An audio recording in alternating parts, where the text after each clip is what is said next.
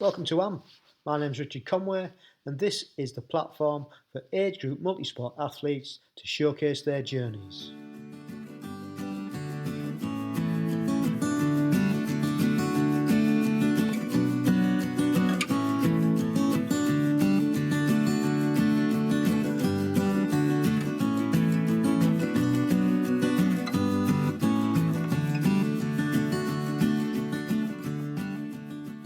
Here we are in 2022. This is episode 42, and on this episode we've got a young man from Canada who reached out before Christmas.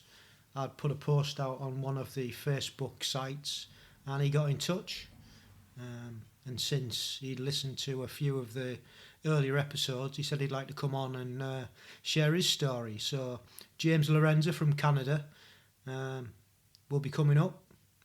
And he's got an interesting story, albeit a short one so far, but he's got big goals that he's set himself, both from a personal point of view and a multi-sport point of view. And it was really good to talk to him. I think it's probably one of the longest conversations that we've had, so hope you enjoy that. So back to it after the festive period. Great to see family and friends as usual. We had a blast.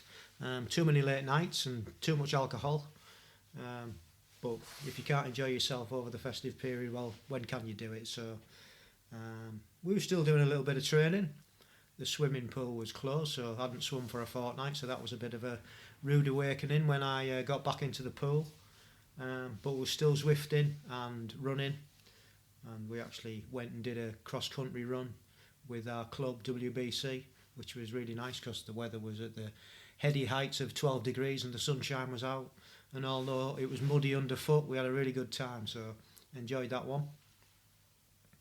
And we're back into the club swimming, and there'll be a track session coming up as well, so back to normality. As I said, over the Christmas period wasn't much going on in the sporting world that I follow anyway, but as a Christmas tradition we sat down and watched the World's Strongest Man. As is tradition in our house, we watch it every year, and I've done since the kids were little. And it was great to see young Tom Stoltman come away and become world's strongest man. We've watched him develop over several years, and it's all his hard work's paid off. So well done, Tom. The other thing that I've been watching is the cyclocross. Been really good, been lots of races going on, the ladies and the men's, and in the men's the big three were back, and the big three, if you're not aware in cyclocross terms, are Wout van Aert, Britain's Tom Pidcock and Mathieu van der Poel.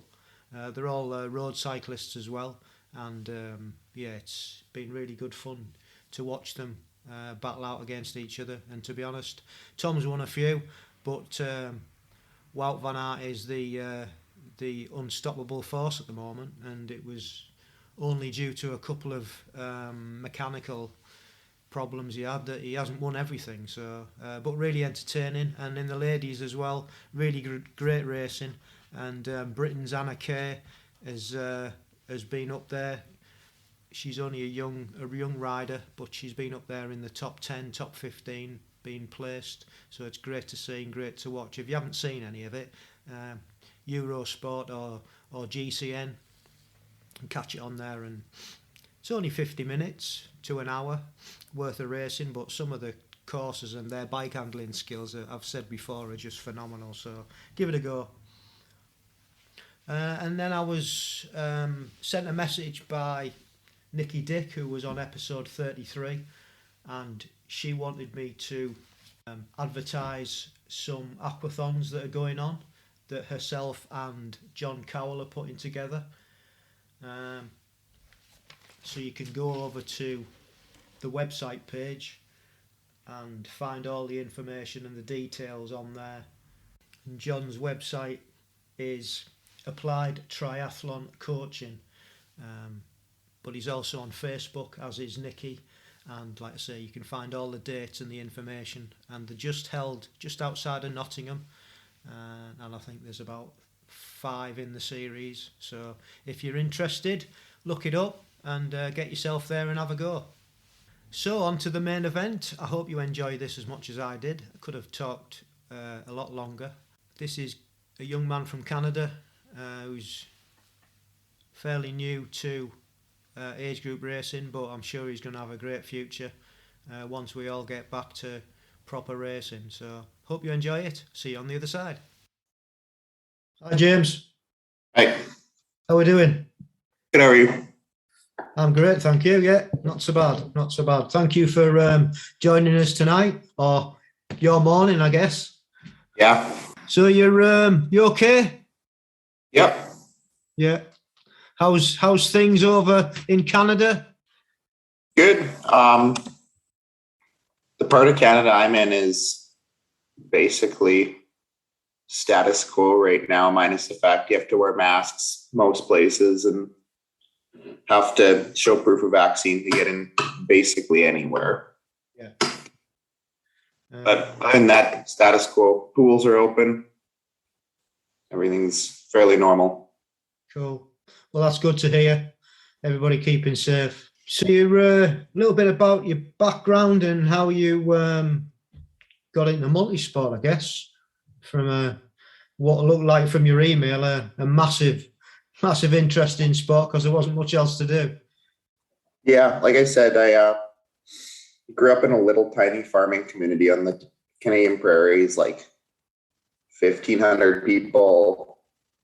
There's not a lot in town to do. There's no cities even really close to us. So got sucked into sport fairly young. I'm 4 years younger than my older brother, and he was already playing hockey, and I would just run around the ice rink and cause trouble. So my mom threw me on skates when I was 3. Right. So at least she could keep track of me if I was playing hockey. And then I played hockey all the way through till I graduated high school. Along the way, kind of did everything. Played baseball, soccer, curled for a while, volleyball, whatever. And everything I was just kind of like fairly mediocre at, just due to being naturally talented, but never like the best. So it's kind of the second fastest kid, the second best hockey player type thing, but never quite good enough to do anything with it. And then got to high school. Our high schools where I'm from are grades 7 through 12. Okay. And in grade 7, I thought I was going to be a sprinter. So I tried out for a track team in like the 100, 200, and 400, and only made the team in the 400. And then the next year decided to do the 400, 800, and 15. And nobody else wanted to do any of those events. So I just got on the team for free. Whatever works, eh? Yeah. And did reasonably well in the 1500 at like our regional meets, and kind of thought like, hey, I'm not bad at this. And there were some older boys from the same town I went to who had medaled at our provincial level cross country meets. And I was like, well, I can already run this far. I should try running cross country. Started actually doing some training for the first time in my life. And the first year I ran, I did all right. I think I finished like around 20th at our provincial meet for my age. And then kind of went back to playing hockey that winter. In the spring, ran track, but our provincial meet ended up getting canceled due to the teachers were on strike. So then spent that whole summer training again. And in the fall, ended up winning my first provincial cross country medal. Had a fairly successful cross country career after that. Got recruited to the University of Regina to go run cross country and track. And so basically right after I graduated high school, like July 1st, packed up my bags, moved to Regina, and started training with the team there. And they had a very like old school cross country coach who kind of he called it his Bible was this book called Running with the Buffalo, which was written by the University of Colorado's men's cross country coach in like 70s or 80s when they won like 7 men's national cross country championships. And basically his entire coaching philosophy was run far and run farther and run fast and run faster. Those were the 2 speeds and the 2 distances we ran. And it worked incredibly well for some athletes. Like he produced a couple national champions and like he had teams that medaled at nationals on the team level and stuff. But overall, it just kind of destroyed me. I got fairly fast, fairly quickly. And like 6 weeks after I joined the team, ran a 10K in like 35 and change. Wow. And then like immediately the next week started limping because my hips hurt and spent the next 2 weeks or 2 years, not really being able to run. I would kind of get over one injury, do a return to run, start doing some hard workouts again, and then something else would go. And then the process just kind of repeated for 2 years. Yeah. And I eventually just got like frustrated with it. But in the meantime, when all this was happening, a friend of mine who worked at a bike shop wanted me to get a bike so I could come ride with them. And I was like, well, I'm not really running. And gravel riding is really big in Saskatchewan because we don't have a ton of paved highway just because of the nature of where we are. It's very rural and agricultural. So he did some emailing, some of the reps for the bike stores, and found me a couple-year-old Norco cyclocross bike that had been like sitting in a rep's office that he was trying to get rid of and happened to be the right size for me. So I got a really good price on a like entry-level cross bike and kind of started riding that lots and did one gravel race and hated it. Thought like riding in the gravel's stupid. Like you just go slow. I'd rather ride on the pavement and go faster. But kind of at the end of that summer, I was like, well, I don't want to give up running yet. And I like riding. Let's figure out how to speed swim and take up triathlon. That's kind of how I got into the world of triathlon. Yeah. So you've got a great running background pedigree. That's a given. How did you find, biking's biking, isn't it? Mainly we've all done it from kids and stuff. How did you find learning to swim? When I was a kid, like in Canada, basically every kid goes through the Red Cross Swim Kids swimming lessons programs. Yeah.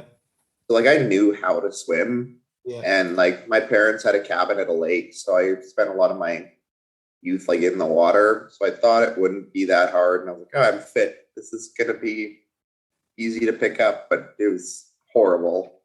Like I remember every once in a while I pick up my old training journals and flip throughs and look at some old workouts as kind of like a good reminder of how far I came. And my very first swim workout I did, it was out of some book I had that I bought at a bookstore. And basically it was like the workout was warm up for 200 meters and then do some drills. And then the main set was just like an endurance set. So it was like pick a distance and swim it easy. And then over the weeks, make that distance longer and then do a 200-meter cool down. So I did my little 200 meters breaststroke warm up, did the drills, and then started doing front crawl for the main set. And I don't even think I made it a full 50 meters before I was like gasping for air and like couldn't breathe and had to switch back to breaststroke because it was the only thing I could do without just gassing out.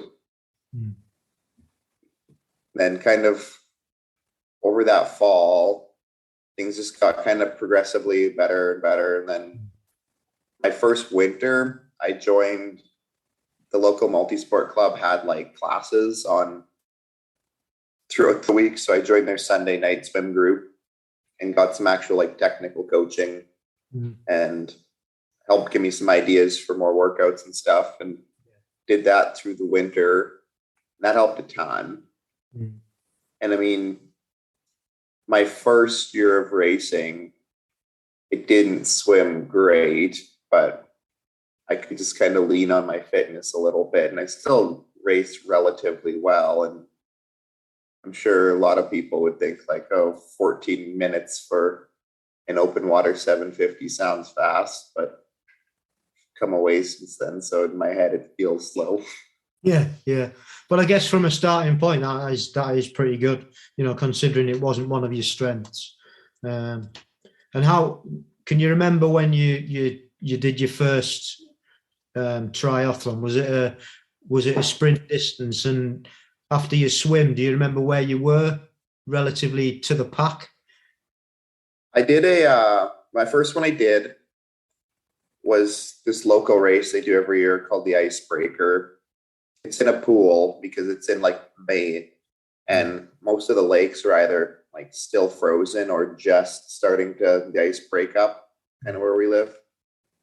And it's a wave start, so they stagger people by like 5 seconds within the lane.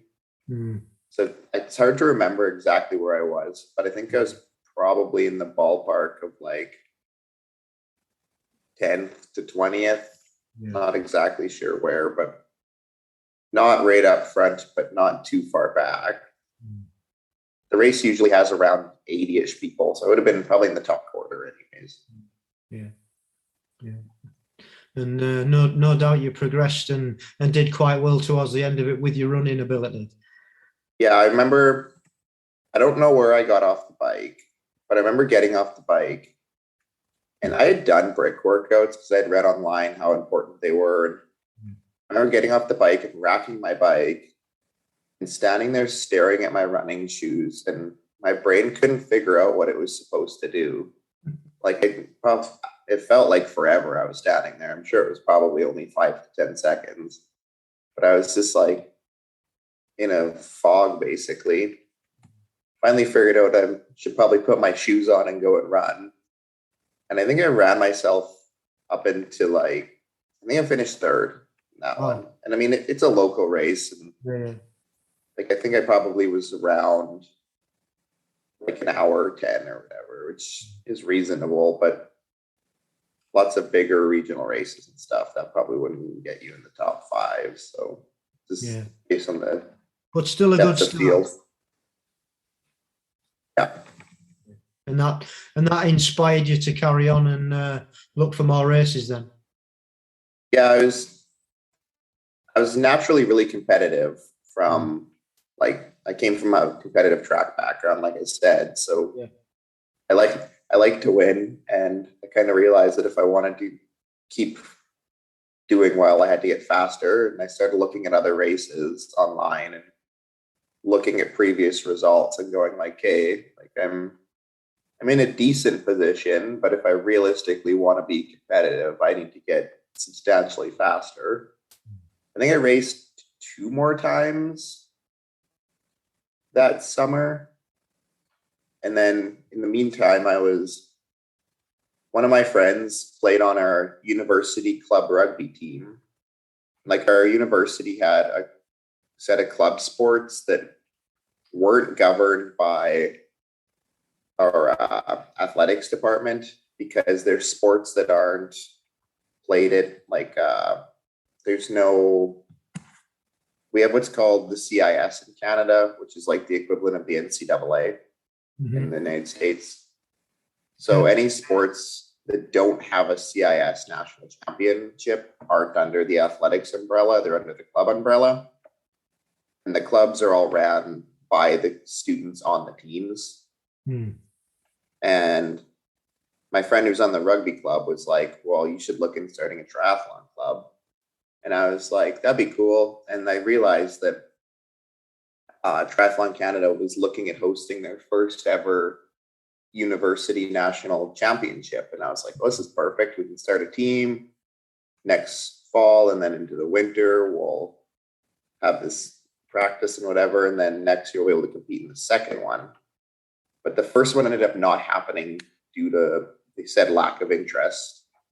And I did the only natural thing and hunted down the emails of every club in Canada that I could find, and every province's provincial governing body and Trican, and sent out this huge email blast to everybody in the country and was like, we need to do something.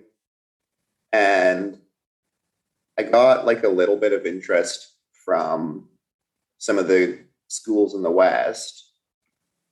And it took us a couple of years, but we ended up organizing the first ever Western Canadian University triathlon circuit that I kind of raced in only for one summer, because the second year I would have raced in it, everything was shut down due to the pandemic. Yeah. But in the meantime, I kept doing age group racing. And I mean, kind of the point of your podcast, I guess, I ended up qualifying for my first age group worlds along the way. And racing in Lausanne. That was probably the highlight of my racing career so far, is getting to go to Lausanne and race. Yeah, good experience. So just going back to qualifying for representing Canada, how does that, is it like in GB where there's qualifying races? And the other thing was, what distance did you qualify in? Yeah, so I'm not 100% sure how it works, but my understanding is, like, Canada is, we obviously have Triathlon Canada that governs triathlon in Canada, and each province in Canada has their own like governing body that governs it regionally underneath Trican. And my understanding is that each province can kind of like bid for spots that Trican's allocated. And the province I live in, we're smaller, so we got 2 spots for each age group in each race. Okay. And then race directors within the province, I think, somehow get picked to get races. And I don't even know if I knew that the race was a qualifying race when I registered for it, or even understood like that was a thing that you could do. But I signed up for this draft legal sprint, and I think this was my second year racing. Yeah, it would have been my second year racing. And I would have known by the time I got there that it was a qualifier, because I meticulously read race packages. And at that race, because there was 2 spots per age group, you had to finish top 2 within your age group to get your spot. Yeah. And then I would have qualified through that race. I've raced that race twice, and I can't remember in my head which race was which, but I do remember like coming out of the water decently near the front, but like everything was kind of like, everybody's still relatively close. Both years I've raced it, kind of the same thing happened on the bike, where this guy I know who's a couple years older than me, so he would have been in the age group ahead of me actually, but we all raced together. He's this little bit slower swimmer than me, but a fairly strong cyclist. Caught me on the bike, and we kind of started rotating through, and we picked up a couple of riders as we were going, and ended up in like a group of 5 or 6. And nobody else was really taking poles off the front. So I remember looking at Mike and going like, we got to shell some people if we're not going to haul these guys to the end of the bike ride. So me and him just started dropping bombs, knowing we were going to ruin our own run, but we had to dump some people. And if I remember correctly, I know me and him came into T2 together, possibly one other rider. And I don't know what place I finished overall, but I must have been top 2 in my age group for sure anyways, because I got my spot. Yeah. And what age group was that, James? That would have been 20 to 24, or 21 to 25, whatever that age. Yeah. And do you after you said that you didn't realise at the time it was an age group qualification? Because over in the UK we've got to actually register to say that we're interested in qualifying at that particular race, and we've got to pay a fee. Is there nothing like that for you guys, or do you not have to do that? So it's changed. The first year I qualified, just like at the award ceremony, it worked kind of like how Ironman does it, where they would just be like, hey, you qualified. And if you were there, you could claim your spot. And if you weren't, it would just roll down on the spot. Yeah. But the year after that, when I qualified to go to Edmonton, which of course ended up not happening, but that year you did have to pay like an admin fee and put in an interest, and you got an email like a week later saying qualified. Yeah. Oh, so you do it retrospectively rather than before the race? Yes. Well, yeah. So it's changed now. Now you have to do it before the race. Right. Yeah. Cool. Yeah. So what did you think of your whole experience in Lausanne then? How did that, you know? I raced kind of like garbage because I had done like a pretty heavy spring race schedule. And then I think I did my last race before Lausanne about 4 or 5 weeks out. And then I took after a sprint, I usually don't need a lot of time to recover. So I took a couple of days off / easy, and then got back into things, and then got like a sinus cold. And I was like, well, I don't want to carry this all the way through the world. So I need to take a couple of days off to take care of this. And after like 3 days, felt better. Started training again, trained for like 3 or 4 days. No, started running again. That was kind of like my whole August. Like I couldn't string together any good amount of training because every time I tried, get sick again. So I kind of had to go fairly easy into Lausanne. We flew into Paris, I think, about 10 days before I raced.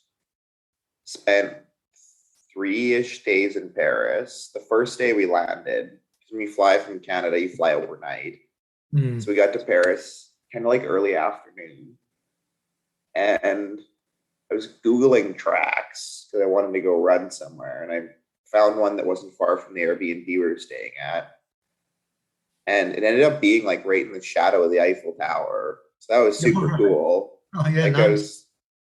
it was a weird track. It wasn't a full 400 meters. It was like 300 and some meters, but it was super cool. Like running, like the Eiffel Tower tipped over, it would probably land on this track. Like you're right there. It's super cool. So that was cool. And like getting to be in Paris, having never been, was neat. And we took the train to Lausanne, I think probably about a week before race day. And that was neat. Like we don't really have a train system in North America, and the one we do have isn't good and nobody really uses it.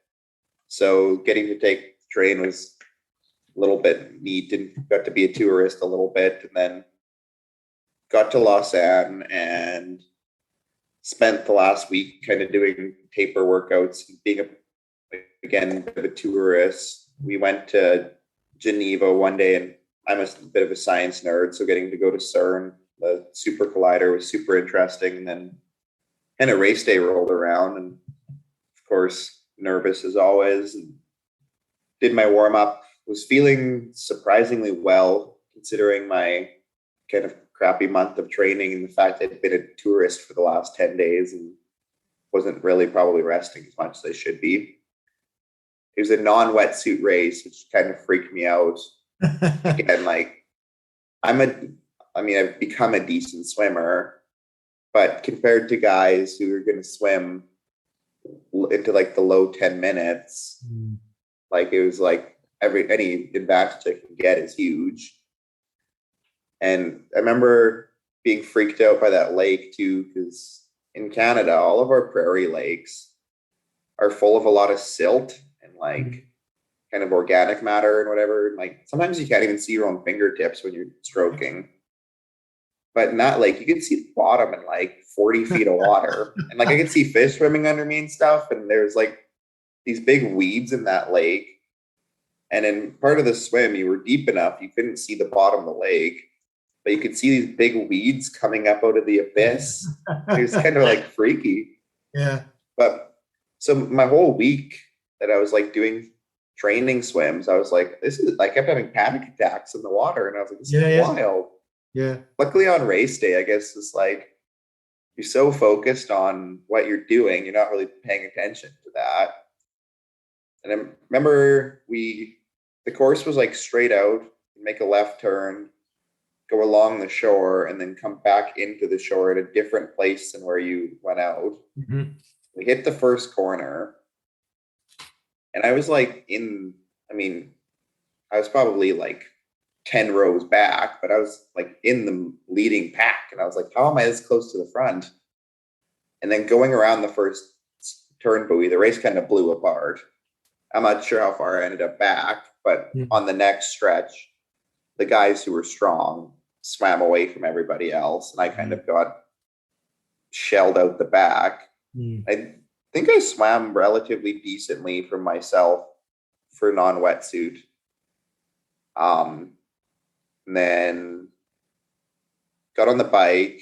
It's this extremely hilly bike, and again, the part of Canada I'm from is basically pancake flat. Right. Like I've started training for longer stuff now, and I'll go for like 100K training rides and do 40 meters of climbing in the whole ride.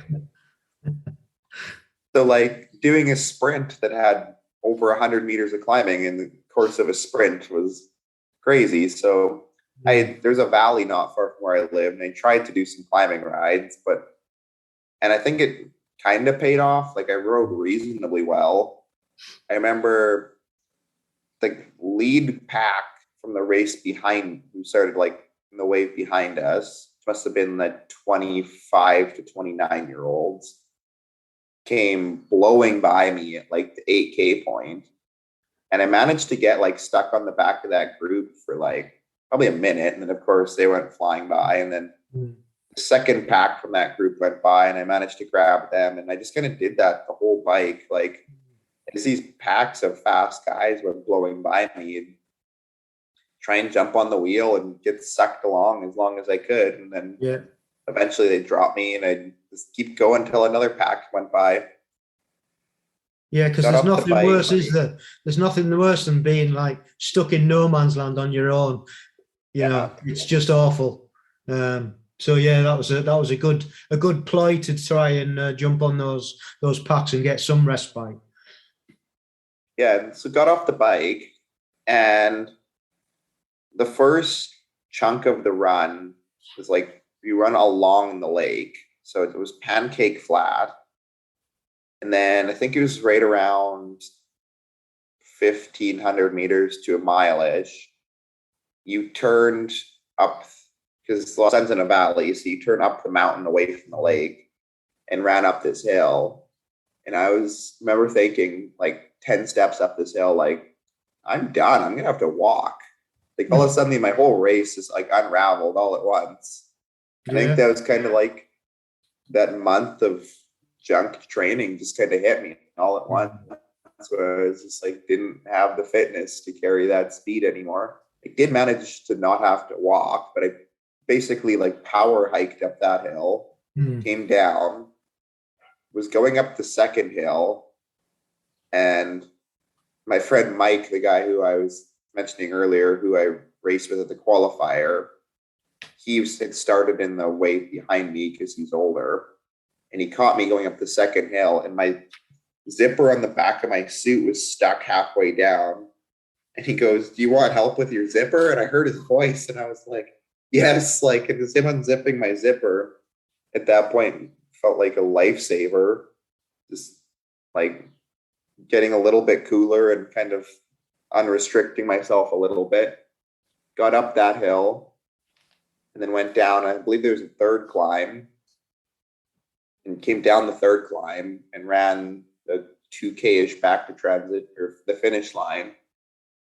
And I remember just the whole way back being like, this is awful. This sucks. Like, I don't want to do this anymore. I was like, I quit. Like, I'm never racing again. Then I hit the finish line and was like, that's cool. Can't wait till next year. Like, that's standard, isn't it? Standard after you have an awful experience and then thinking, yeah, I really want to do that again. How am I going to be better?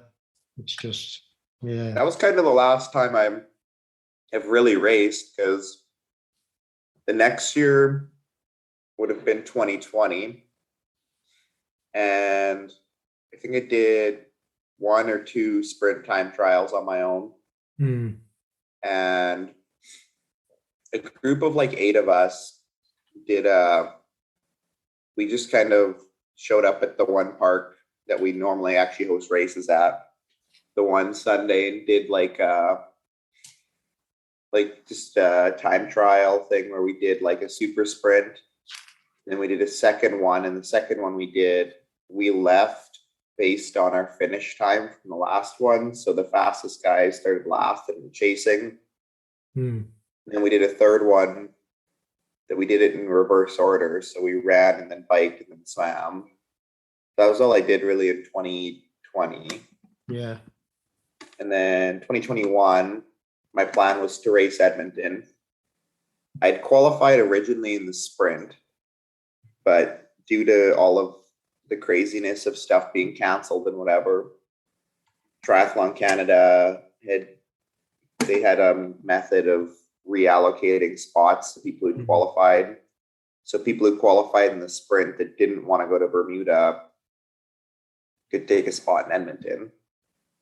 And I had bought a TT bike and kind of fell in love with that and decided like I don't really want to do the draft legal and I don't want to pay the money to travel to Bermuda. And Edmonton was like an 8-hour drive from where I live at the time. Sure. But of course that ended up getting canceled. I did get to race twice or just once? Twice this summer. Yeah. I raced a sprint, and then, like I said, I kind of started really enjoying my time on the TT bike. So there's a really weird distance race in my home province. Everybody calls it a 1/3 distance Ironman. It's like a 1,500 meter swim and then a 62K bike and a 13K run. So I did that, and then it's kind of where I'm at now. And how did that go? Good. I finished second overall in that. No, well done. I got a little bit lucky. The guy who coaches me is an ex-pro, and he's currently in the process of working on getting his pro card back. And he cracked his bike frame like 2 days before the race and couldn't race. So I got a free spot out of that. Probably would have been third if Sean was there, but hey, you've got to take it all, haven't you? Whatever breaks you get, you know. Well, that's cool. I mean, that's an interesting journey into multi-sport, and you've had an interesting few races, and you've done really well to get to race for Canada at such a young age. Plenty of things to come in the future, I'm sure. Well done on all that. So you said in your email that you've moved to Victoria, British Columbia. And how's that going? Good. I like it here lots. Like I said, I grew up on the prairies, and the prairies are, when you picture the cartoon of Canada with 8 feet of snow and minus 40 degrees Celsius and wind going 50 kilometers an hour, that's basically where I grew up. Yeah. Like that was our winters. But the island is fairly temperate. Like most days right now in the middle of December are 5 above zero, and we get rain lots of days, but you don't have to shovel the rain, so I'll take rain any day. True. Absolutely, yeah. So you've found your way into any clubs or anything since you've moved, or how's the training going? Good. So, like I just mentioned, I do have a coach. I'm still working with the same guy from Regina. When he was racing pro, he actually lived out here for a while, and he hooked me up with a local club, and I did some swimming with them. That session just ended a couple of weeks ago, and so I haven't really done much with them the last few weeks. I do work shift work, which has been a bit of an adjustment because I just graduated. Nursing, right? Yeah, for nursing in Yeah. April. So learning to adjust my training schedule kind of around that has been Yeah. a bit of a learning curve, but yeah, things are going well. Yeah, you'll get into that and it'll become normal, I guess, and you'll just work your training around work, won't you, in your life? So Yeah, don't really operate on a 7 day week anymore, like not like Sundays or long run days. yeah, I training cycles kind of based on I work like so when I go to work, I'll work 2 days and then have 24 hours off, go yeah, back and work a night shift, and then I have some days off after that. yeah, yeah, My training schedule is kind of based around like the cycle starts kind of when I get off my night.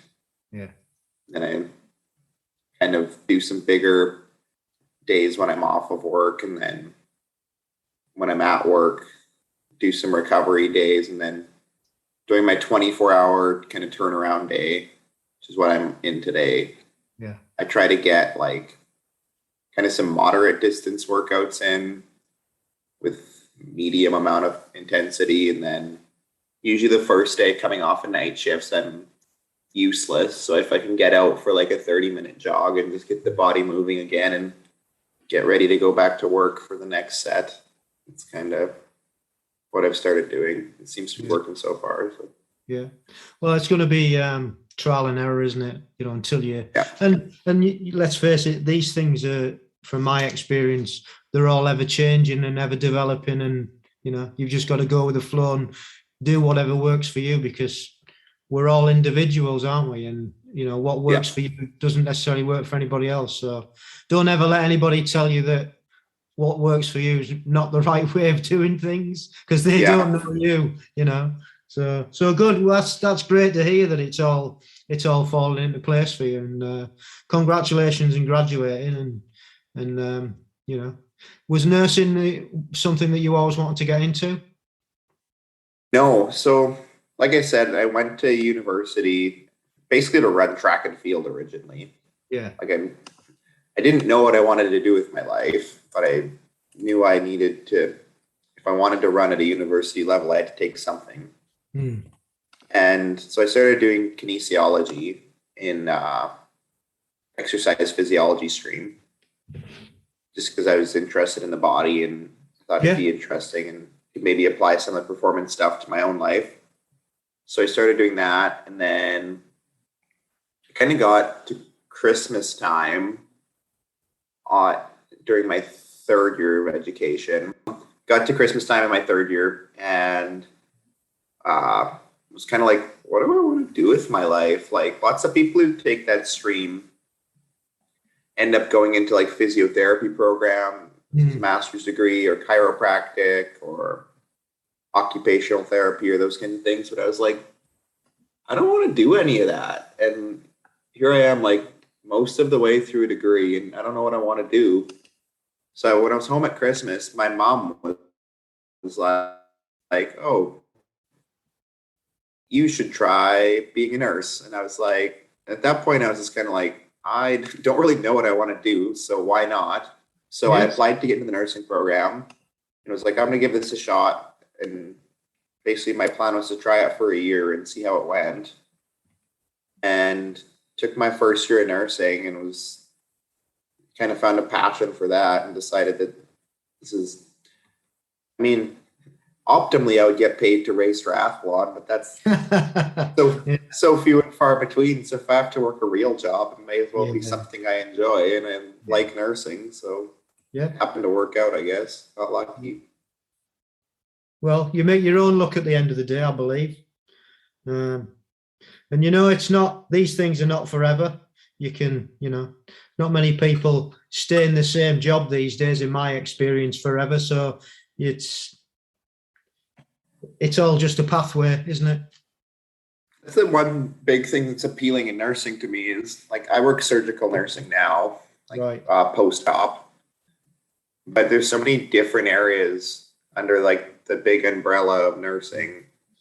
Like there's public health jobs that you work 9 to 5 in an office doing vaccine clinics and public outreach and whatever. And there's intensive care, and there's operating room and emergency room, and they're all so different under the big umbrella. So like you said, nobody seems to do the same thing for a long time anymore.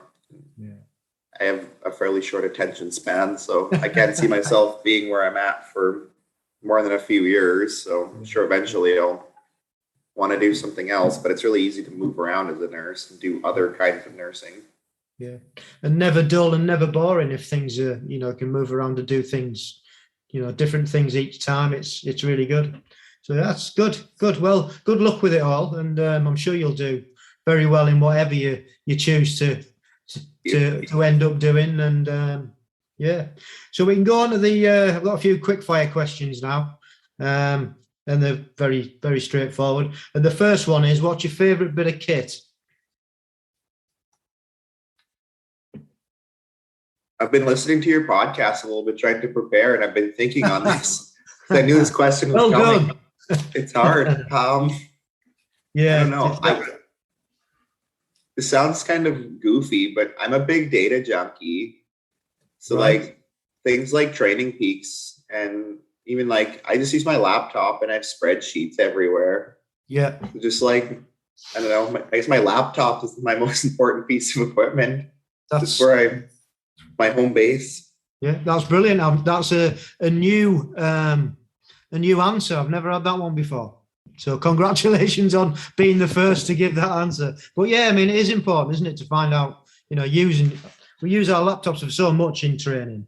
Zwift, for example, and we use it for everything really. Like you say, Training Peaks or whatever. So that's a really good answer. Did you hear the fellow Canadian that I interviewed? Well, I've interviewed two guys, actually. One was a guy called Brock Gibbs, who's an author. I can't remember which episode he was on now. I haven't. I just found out about you when you posted in that group the other day. Yeah.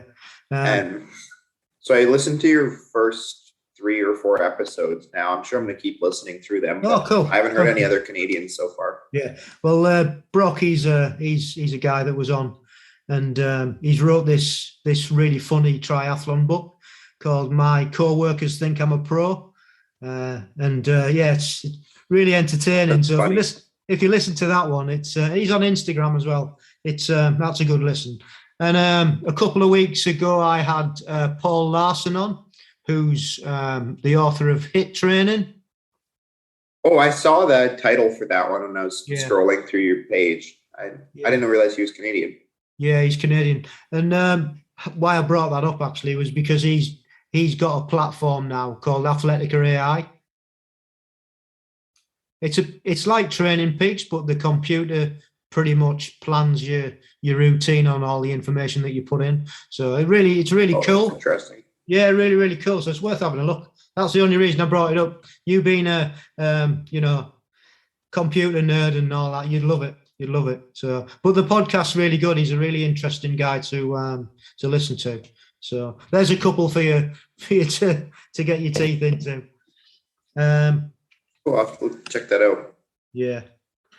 So, what's been your favourite event that you've done? Favorite event? I'm realizing I like the longer stuff, and I mean that 1/3 distance Ironman I did, I had a blast. It's probably the most fun I've had racing in a long time. But I mean, that's the only longer race I've done, so it kind of wins by default. I'm sure once I start doing some other longer stuff, maybe something will kick it out of first spot. But right now, it's probably my favorite race I've done. What advice would you give to anybody wanting to get into triathlon? What did I read something the other day. It was like something along the lines of like, it was worded way better, but the gist of it was like, use what you got type thing. Like, some people get into this sport and are convinced that like they see guys riding $5,000-$10,000 bikes and with all the fancy kit and the TT helmets and whatever, but so many people get like intimidated by that. But like, I mean, your first race, you need a bike. Like, does it have two wheels? You're good to go. Like, just figure it out. And I mean, it's an expensive sport. You got to be careful and like, don't want to blow your life savings on buying a bike and then hate doing it. So just enjoy yourself and don't get caught up in the equipment. If you decide you like it, you can start picking stuff up as you go. But Yeah. Yeah. Very wise. Yeah. That's, yeah. Yeah. Because a lot of people do get intimidated and then go out and buy like you said, an expensive bit of kit, whether it's a bike or whatever, and then pack in a year later. You can pick up some really nice bargains actually doing it. Yeah. Having a look on these secondhand sites, to be fair. Well, I remember my very first race I did. I raced on that cyclocross bike I had that I threw some road bike tires on. Yeah. I remember rolling into transition that morning and just hanging my bike and setting my shoes up and whatever. And I was eavesdropping on this conversation. And I hear some guy compliment another guy's bike. And he goes, "Oh, yeah, I got it custom built when I did my first Ironman." I'm like, who the hell is this guy with a custom built TT frame? And I ended up beating him on my cyclocross bike. Like, so, I mean, like I was getting like in my own head, I was like, what is some guy doing racing in Regina on a custom built TT frame? Like, who is this guy? Yeah. Turns out he's just some dad with could afford it. Who could afford it and bought himself a nice bike. And I mean, good for him. But I mean, in my own head that morning, I was like, what is going on right now? Like, yeah, the kit doesn't mean anything. Have you heard the saying, all the gear and no idea? Yeah. Yeah, that counts for a lot, I think. Next question is, what resources, like it could be books, it could be websites, or do you use for your training or for triathlon in general that you could like share and say to people it's a really good thing to look at? Yeah, it's kind of changed throughout my career. When I first started, I didn't have a coach yet. So like, I mean, the local triathlon club was big and just talking to people. I found triathletes tend to be very friendly and love to talk about themselves. So hence this podcast. Yeah, exactly. So I mean, if you take the time to just ask locals like, "Oh, what do you do for this?" or whatever, and you can kind of pick up on the vibe of what people do. And I've heard people say this on your podcast, if you have listened to. Triathlon&Duathlon was big when I first started listening. I remember him like when he wasn't even Triathlon&Duathlon yet. He was like A Race Terran or something like that. And that was like right when I started racing. He was just starting YouTube. And honestly, I think he's an incredible resource for the probably 98% of people that aren't at the very tippy toppy of the sport. I think his advice has kind of become below the level I'm trying to race at now. But for most people, I think he's a wonderful resource. Yeah. And he's real, isn't he? Yeah. I like him. Like so he lived in Winnipeg before he moved. Where's he moved to now? He lives up on actually the north end of Vancouver Island. Right. So I live on the very south end of the island. He lives up island somewhere. I'm not exactly sure where. But I know some guys from Winnipeg who all know Taryn because they train with him and race with him and whatever. And they all say he's like a super nice guy in real life too. And some of them have like bought secondhand gear off of him, or he's given them like Roca wetsuits because I mean Roca gives him a new wetsuit. He doesn't need two of them. And he just like gave a wetsuit to one of the young guys who's trying to race at a high level, and like super nice guy from what I understand. Yeah.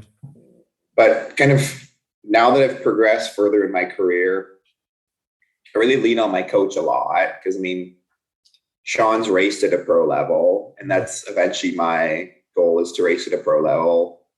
And also just like looking at what the pros are doing. There's so much info out there on YouTube. You can go watch Lionel Sanders or like That Triathlon Life with Paula Finley and Eric.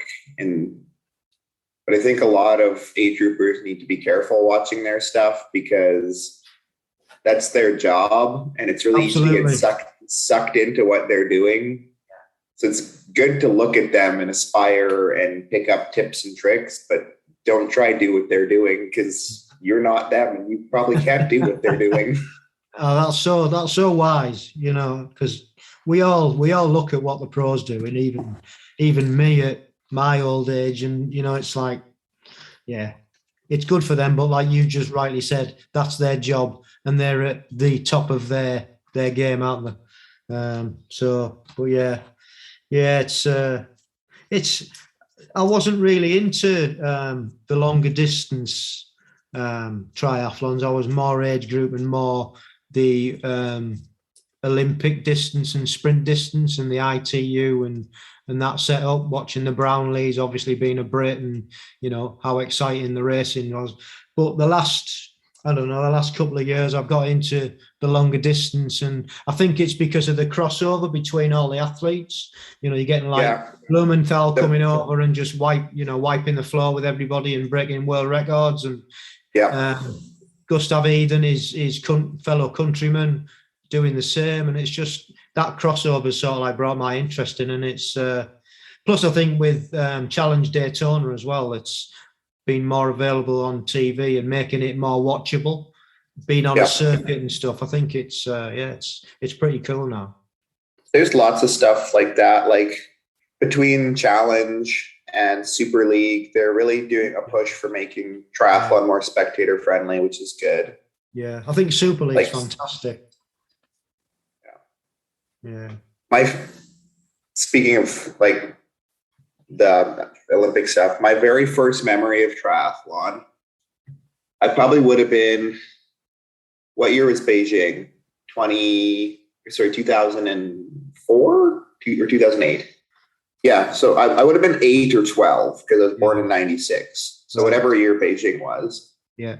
I remember watching the race on our TV at my parents' cabin. It was this little, like, probably 17-inch tube TV, and watching, like, this is a famous moment in Canadian triathlon. Simon Whitfield had been dropped by the leaders, and with like 500 meters to go, he threw his hat off and went sprinting and ended up finishing third, I think, in that race. He medaled. I can't remember what place he finished. But that was like my first triathlon memory. And I think thinking back, it's probably like ending up in triathlon was probably inevitable at some point, especially once I started running. Because after watching that, I always had like this keen interest in triathlon, but there was no access to it where I was growing up. Yeah, which makes it all the more incredible, actually. You've ended up where you've ended up. 2008, by the way, that's when Beijing was. But it was, yeah, so it would have been 12. Yeah, it's amazing how instances like that you can be watching sort of like formulate in your head, and then, you know, lo and behold, a few years later, you're doing it yourself. So, and I think that's the beauty about the other thing about triathlon is that you can actually go to a race, and you can be racing on the same track and things as the pros are. There's not many other, you know, you can't go and play, soccer over here and go and play at Old Trafford, or you know what I mean. So that's the other beauty of doing triathlon, or you know. So did we answer the last question? We went off on a tangent. Did we answer the question about I can't remember what your answer was about resources? Yeah. So triathlon Taran was one, wasn't it? Yeah, and then now moving forward, like my coach and pros and yeah. So who's your favorite pro that you follow and you like? I'm a big, like, I don't know. It's hard to say a favorite. I watch Lionel a lot. I mean, I wouldn't even say he's my favorite, but I like his kind of, especially like his race week series. Right. His kind of like trash talky stuff with Cam Worth and stuff I find hilarious. I grew up playing hockey, and like I said, trash talk's such a big part of hockey that watching Lionel kind of like bicker with Cam Worth and stuff I find hilarious. I really like it's That Triathlon Life. It's Paula Finley and Eric Langstrom.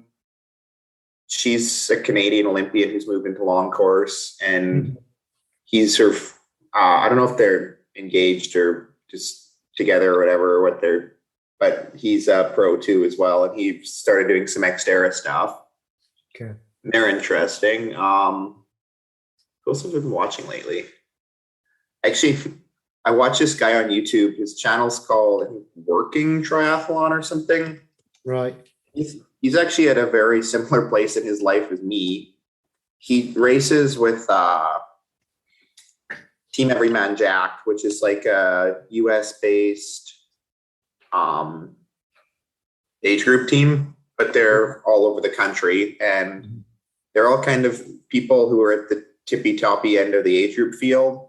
And he's a very similar point as me. He's in his 20s. He's kind of at the pointy end of age group races, wants to start racing pro. I think that's kind of interesting to watch somebody else who's kind of at the same place I'm at.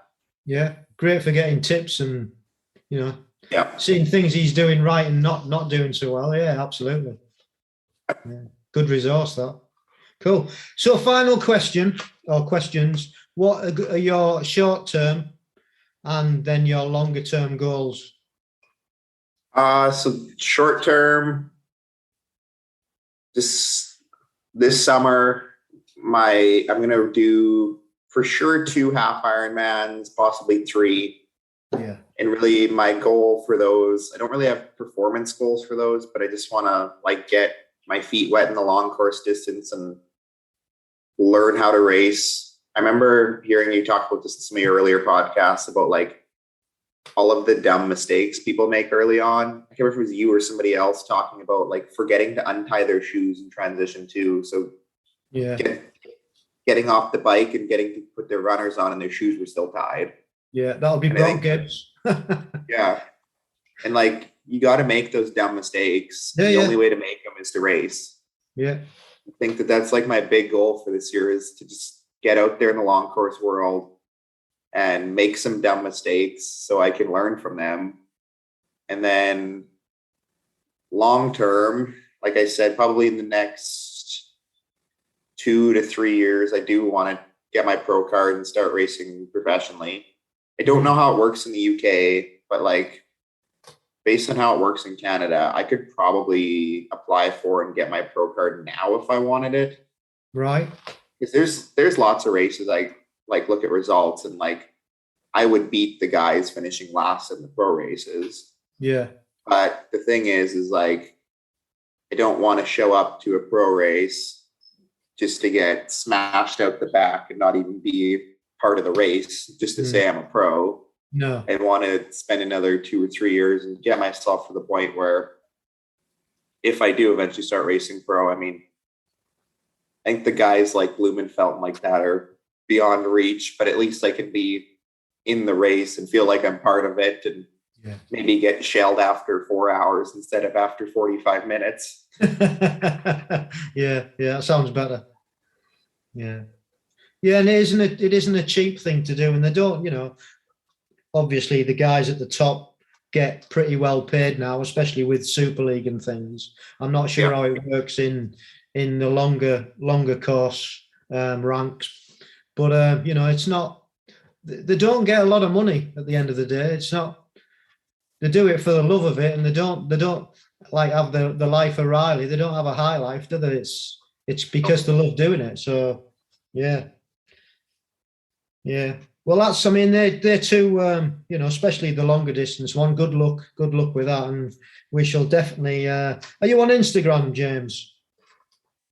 Yeah, I think my handle is just my name. And have I got your second name right? Is it Lorenzen?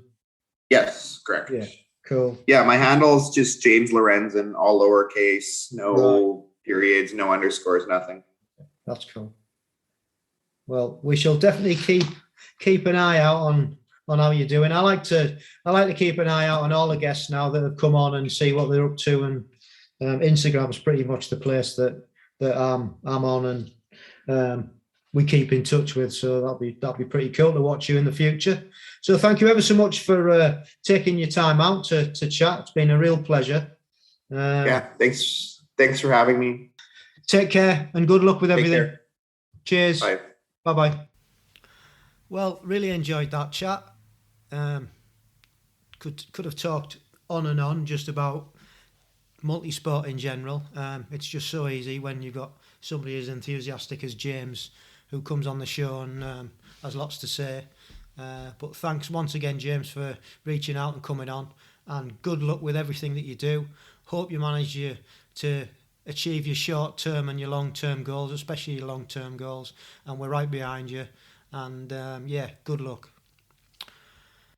So finally, our lifestyle hack, sleep. It's something that we all do, and some of us do it better than others. It's a thing that we all take for granted, I guess. Not a lot of thought goes into it. We just feel tired, go to bed, and hopefully get some good rest. But there's a lot more to it than that. I've read a couple of books and listened to quite a few podcasts over the years, and the first guy that got me really interested in it was a guy who holds a podcast called The Model Health Show, and it's Sean Stevenson, and he's had a few episodes on sleep, and he's actually wrote a book about it. And it just got me to thinking, well, if it's really important to aid recovery, then why wouldn't you look at actually what you do habitually? So the first thing that we started doing was trying to make the room as dark as possible. So we swapped out our normal curtains for blackout blinds, and that curtailed the light that was coming in from outside. So it's nice and dark now. And another thing that's said to be really good is not having the room too hot or too cold. And that's a bit difficult when there's two of you sleeping in the same room, because we're all different as humans, so we all have different tolerances. But we seem to have got it right. And being an old house, it's quite cold anyway. So sometimes we'll have an extra sheet over or blanket, and sometimes we don't need it. But trying to regulate the temperature, which helps you sleep, is a good way of helping. We also started drinking chamomile tea before we go to bed, about an hour beforehand, because that has the soothing properties, which also helps with sleep. And before we get into bed, we have a cream which we rub on our feet, and that's got magnesium in it. And again, it's one of those properties that's supposed to help soothe and help you go to sleep and get a better night's sleep. So, all these things you can only try, and those are some of the things that we are actually trying. I also read about half an hour or 45 minutes before we go to sleep, and that just switches off the mind. If you've got a nice, good storybook, fiction usually, that really takes your mind off what's gone on during the day. And again, because your mind's not racing, it really helps just to relax you and take you away, as books do in general. And a couple of the other things that they reckon that you shouldn't do before you go to sleep are exercise, because that raises your body temperature, which you don't want. Eating, because that takes away from your body actually repairing and processing during the night, because now if you've ate something, it's got to digest and process that instead, or as well as. And alcohol is a big one. If you're having alcohol before you go to bed, although it helps you sleep and get off quickly, it can disturb your sleep, and I can vouch for that, because I've got the Garmin app which has a sleep part to it, and on the app it gives me a sleep score, and also it breaks down what type of sleep that you've had and how much of each, such as deep sleep and REM, and light sleep and awake time. And I can guarantee that if I've had alcohol, then my sleep score just plummets. I mean, I'm usually around about 89, and it'll plummet if I've had a good few glasses of red wine.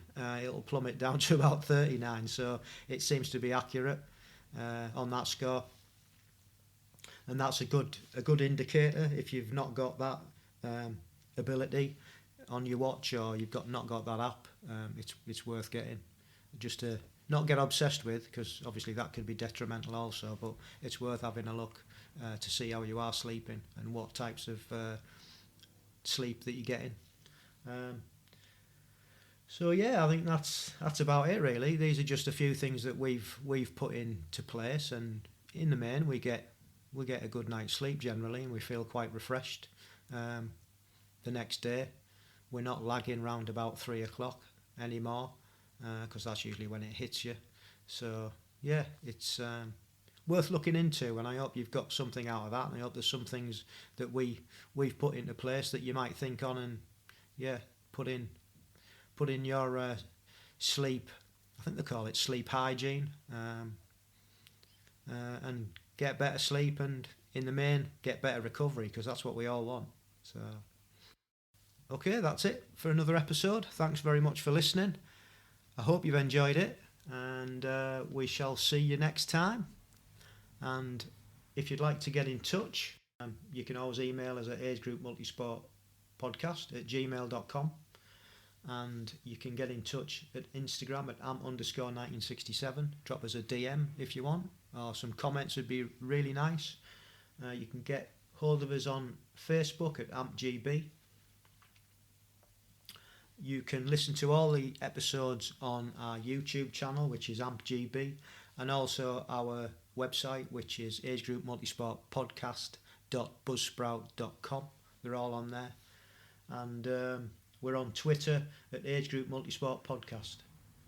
And yeah, as usual, stay safe, keep training, and love the process.